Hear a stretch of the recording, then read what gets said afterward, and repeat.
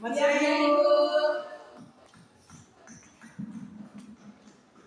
IPS ya?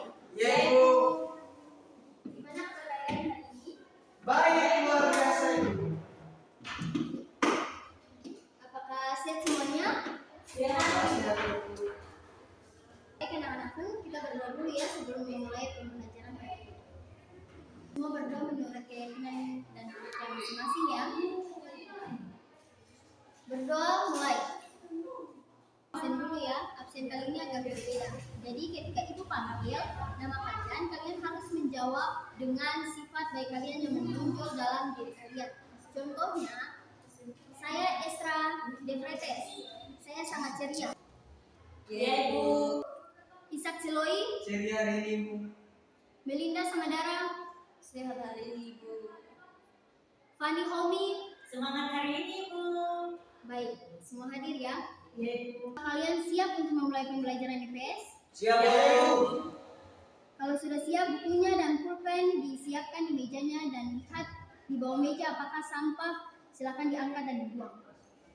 Baik, Ibu. Ya, anak-anak ada yang tahu nggak tentang cabang-cabang ilmu IPS? Tahu, Bu?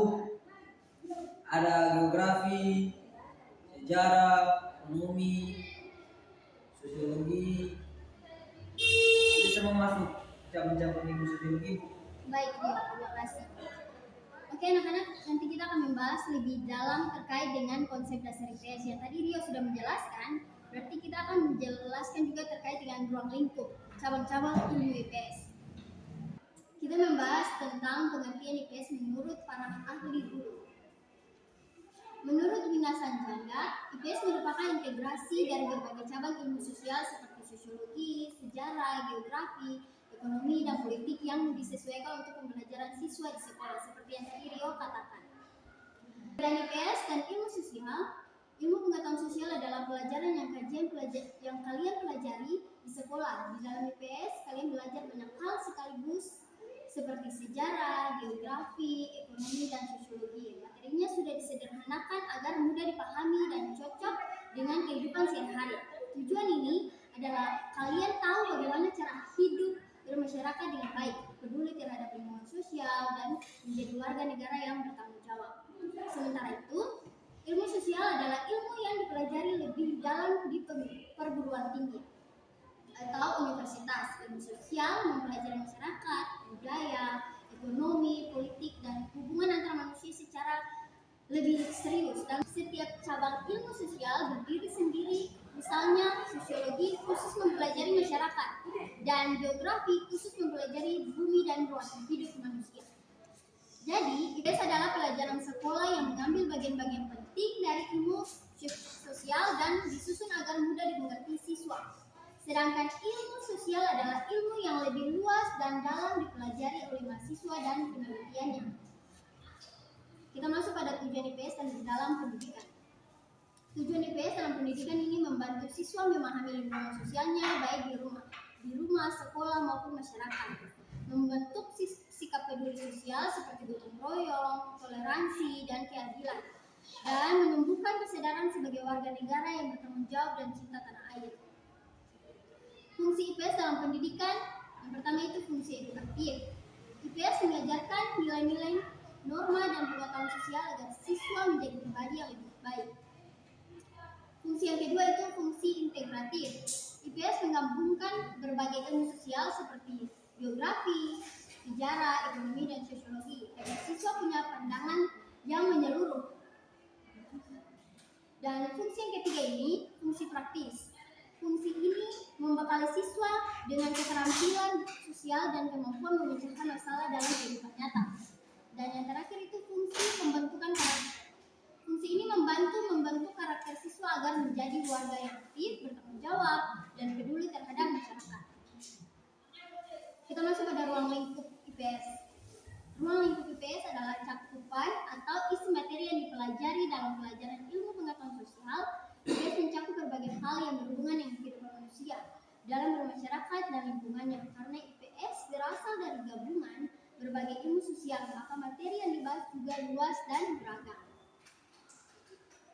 Ruang lingkup IPS secara umum ini ada 5 poin, yaitu pertama, manusia dan lingkungannya; kedua, waktu perubahan dan keberlanjutan; ketiga, kegiatan ekonomi dan kebutuhan manusia; keempat, sistem sosial dan budaya; kelima, pemerintahan dan lembaga negara. Jadi yang poin pertama itu membahas tentang manusia dan lingkungannya, mempelajari hubungan manusia dengan alam sekitar seperti cuaca, iklim, tanah, dan bagaimana manusia menyesuaikan diri dengan lingkungannya. Dan poin kedua ini membahas tentang waktu, perubahan, dan keberlanjutan, sejarah, dan bagaimana peristiwa masa lalu memengaruhi kehidupan sekarang. Itu poin yang kedua. Poin yang ketiga ini, kegiatan ekonomi dan kebutuhan manusia, mempelajari bagaimana manusia itu bekerja, berdagang, memenuhi kebutuhan hidup, dan mengelola sumber daya. Poin yang keempat itu menjelaskan bagaimana manusia hidup dalam masyarakat, berinteraksi, membentuk norma, adat istiadat, dan budaya. Poin yang kelima membahas tentang sistem pemerintahan, demokrasi, hak, dan kewajiban warga negara, serta peran siswa sebagai bagian dari bangsa. Cabang-cabang ilmu IPS yang tadi Rio katakan itu ada ilmu pengetahuan sosial yang terdiri dari geografi, mempelajari bumi dan segala isinya seperti tanah, air, cuaca, iklim, serta hubungan antara manusia dan lingkungannya. Contohnya, mengapa orang tinggal di daratan tinggi? Bagaimana banjir bisa terjadi? Itulah yang menjadi timbul pertanyaan bagi siswa dan lingkungan sekitar tentang geografi. Yang kedua, sejarah, mempelajari peristiwa-peristiwa penting di masa lalu dan bagaimana peristiwa itu memengaruhi kehidupan sekarang. Dan yang ketiga, ekonomi, mempelajari cara memenuhi kebutuhan hidupnya seperti bekerja, berdagang, membeli, dan berjuang. Keempat, sosiologi, mempelajari kehidupan sosial masyarakat, hubungan antar individu, dan bagaimana norma serta nilai mengatur kehidupan bersama. Kelima, antropologi, mempelajari hidup dan kebiasaan masyarakat dari berbagai daerah atau suku. Keenam, ilmu politik, mempelajari sistem pemerintahan, hak dan kewajiban warga negara, serta peran lembaga-lembaga negara. Kita masuk pada pendekatan interdisipliner. Pendekatan interdisipliner adalah cara memahami suatu masalah atau topik dengan menggabungkan 2 atau lebih cabang ilmu sekaligus. Dalam pembelajaran IPS, pendekatan ini digunakan karena masalah sosial biasanya kompleks dan tidak cukup jika hanya dilihat dari satu pandang ilmu saja. Anak-anak, apakah semua sudah paham sampai di sini? Adakah yang memberikan pertanyaan? Kalau nggak ada, Ibu akan mengukur kemampuan kalian dengan memberikan tugas kelompok. Kelompoknya pakai yang kelompok kemarin, dan tugas ini akan dibahas di minggu depan. Kalau tidak ada pertanyaan lagi, maka kesimpulan dari materi ini, pembelajaran IPS bertujuan membentuk siswa yang peduli, kritis, dan mampu hidup bermasyarakat secara bertanggung jawab dengan memahami hakikat, ruang lingkup, dan pendekatan interdisipliner dalam IPS. Siswa tidak hanya memperoleh pengetahuan, tetapi juga keterampilan sosial yang berguna dalam kehidupan nyata. Sekian pertemuan kita di hari ini. Selamat siang dan shalom. Shalom.